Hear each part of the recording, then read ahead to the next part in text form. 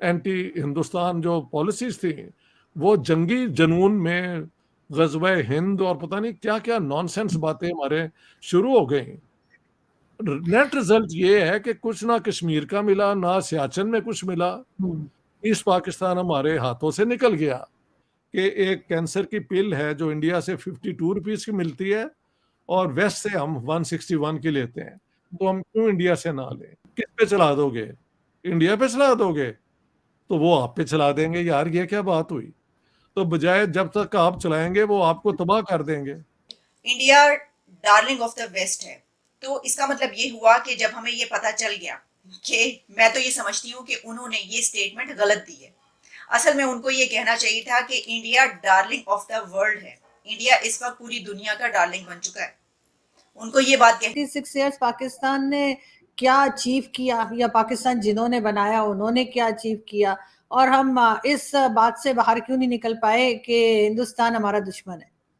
اب کیونکہ یہ کولڈ وار کا دور تھا اور انڈیا نے اپنی نان الائن موومنٹ رکھی تھی کہ ابھی نہ ہم نے سوویٹ بلاک کا حصہ بننا ہے نہ ہم نے امریکن بلاک کا بننا ہے، بلکہ ہم نے آزاد فورن پالیسی رکھنی ہے جس کی بیسک نان الائن پالیسی ہوگی کہ ہم امن کی بات کریں گے.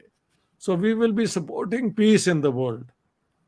اس کی وجہ سے امریکہ سے بھی ان کو ایڈ ملی اور سوویت یونین سے بھی.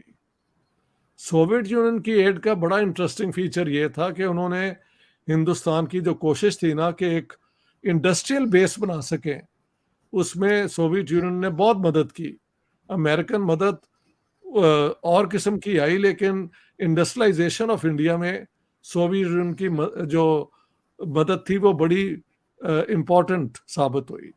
پاکستان کو بھی سوویت یونین نے آفر کیا تھا کہ ہم اسٹیل مل لگا دیتے ہیں، لیکن پاکستان کیونکہ ویسٹ کی طرف جھک رہا تھا اور یہاں پہ جو ایک انڈسٹریل فیملی تھی وزیر علی انڈسٹریز، انہوں نے کہا ہمیں کوئی ضرورت نہیں ہے.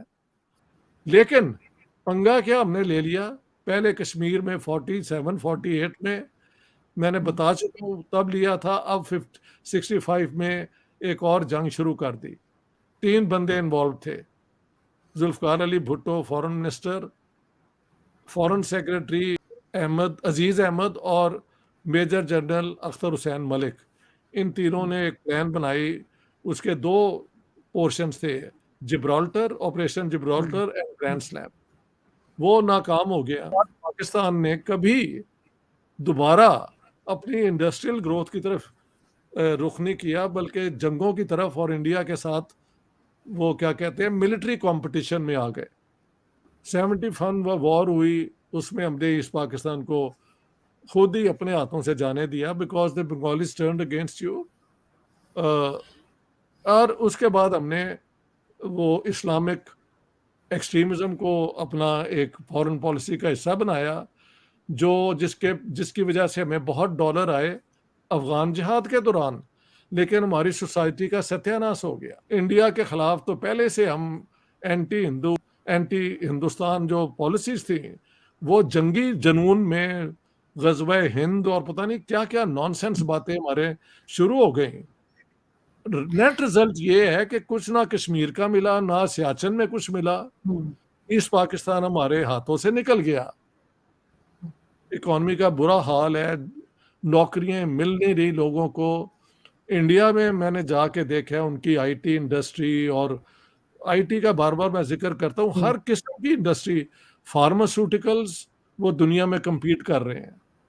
اب وہ یہ جو ہے چپس بنانے والی جو ہے سیمی کنڈکٹر کے اندر ان بگ وے آ گئے ہیں.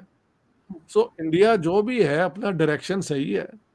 ہم نے سارے ڈائریکشن جو ہے نا غلط رکھے، اور 76ویں جو ہوگی پارٹیشن کی جو ہے اس میں ہے کہ پاکستان نے 0 اچیومنٹ کی ہیں. میں نے تو یہ دیکھا. You talk to Shah Mahmood Qureshi, he is not a fool. اور وہ جو جتنے ہیں پرائیویٹلی دے آر ایجوکیٹڈ، کتابیں بھی پڑھتے ہیں، لیکن ایز اے کلیکٹیو انہیں پتہ نہیں کیا ہو جاتا ہے. اور دنیا کو کہنا ہمارے پاس نیوکلیر ویپنز ہیں، یہ اب وہ کیا کہتے ہیں the wolf is coming, the wolf is coming, the wolf is coming. Now people say we don't see the wolf. भाई है तो क्या कर लोगे? India darling of the west है, तो इसका मतलब ये हुआ कि जब हमें ये पता चल गया कि मैं तो ये समझती हूँ कि उन्होंने ये स्टेटमेंट गलत दी है। असल में उनको ये कहना चाहिए था कि India darling of the world है, इंडिया इस वक्त पूरी दुनिया का डार्लिंग बन चुका है। उनको ये बात कहनी चाहिए थी, लेकिन उन्होंने सिर्फ ये बात की कि वेस्ट का है। उसकी वजह क्या है? उसकी वजह आप जानते हैं कि अभी कुछ दिन पहले इंडिया के प्राइम मिनिस्टर नरेंद्र मोदी साहब का दौरा हुआ है, और वो दौरा कितना बड़ा है, और उसके बाद जो अमेरिका के रिलेशंस है पाकिस्तान के साथ, उसकी कोई और समत जो है अब मुकर्रर हो चुकी है, वो किसी और डायरेक्शन में जा चुकी है। और हमने भी क्योंकि फैसला किया है ये कि अब हमने अमेरिका के बजाय चाइना के साथ स्टैंड करना है। अब हम चाइना के साथ खड़े हैं, अमेरिका के साथ नहीं खड़े, तो एक वजह ये भी है। लेकिन ये बात अपनी जगह पर बिल्कुल दुरुस्त है कि जो वेस्ट है वो इंडिया को इस वक्त बहुत ज्यादा प्रेफर कर रहा है, ठीक है। अच्छा, उसकी बड़ी वजह क्या है? हम शायद ये जो उन्होंने बात की ना, इसमें एक थोड़ा सा मुझे गुरूर नजर आया है। मैं नहीं समझती कि हमें इस तरह का कुछ इमोशंस दिखाने चाहिए, जिसमें हमने ये कहा है कि देखो हम तो तैयार हैं। इनकी इस हिना रब्बानी साहिबा की इस स्टेटमेंट से ऐसा महसूस होता है कि हम तो तैयार हैं, हमारी तो कोई गलती नहीं, कोई प्रॉब्लम ही नहीं। तो देखिए, जब हमारे साथ ताल्लुकात की बात आती है तो इंडिया ये कहता है कि मेरी ये टर्म्स एंड कंडीशंस हैं, या वो क्लोज माइंडेड है, जबकि बाकी पूरी दुनिया के साथ ताल्लुकात में वो क्लोज माइंडेड नहीं है। तो मैं इसको इस तरीके से समझती हूँ कि पूरी दुनिया इस वक्त इंडिया के साथ ताल्लुकात बनाना चाहती है, और भारत एक ऐसा कंट्री है, उसके यहाँ तक पहुंचने में, इंडिया की एक बड़ी ताकत बनने में, उसका सबसे बड़ा, या आप कह सकते हैं कि एक बेसिक फैक्टर ये भी है कि वो पूरी दुनिया से ताल्लुकात बेहतर बनाना चाहता है। इंडिया क्लोज माइंडेड नहीं है। ये जो बात की है हिना रब्बानी खर ने, ये हमारे अपने ऊपर उतरती है।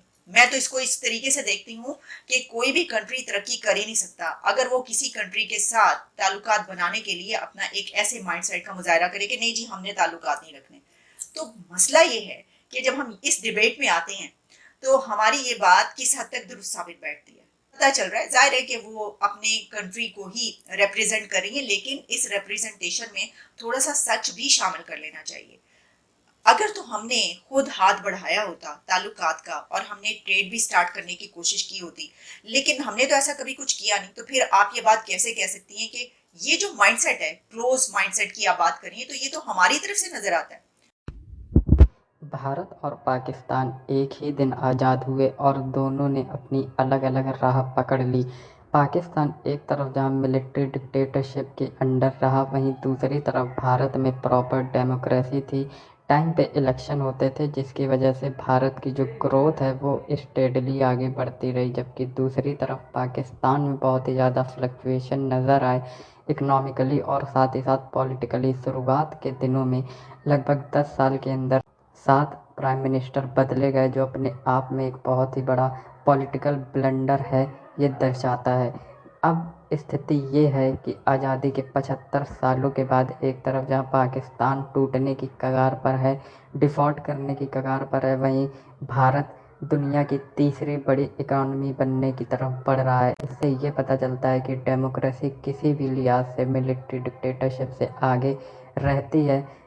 जब बात आती है डेवलपमेंट की, साथ ही साथ पाकिस्तान में बहुत ही ज़्यादा रेडिकलाइजेशन भी हुआ, जिसकी वजह से उनका एजुकेशन सिस्टम पूरी तरह से क्रम्बल कर गया।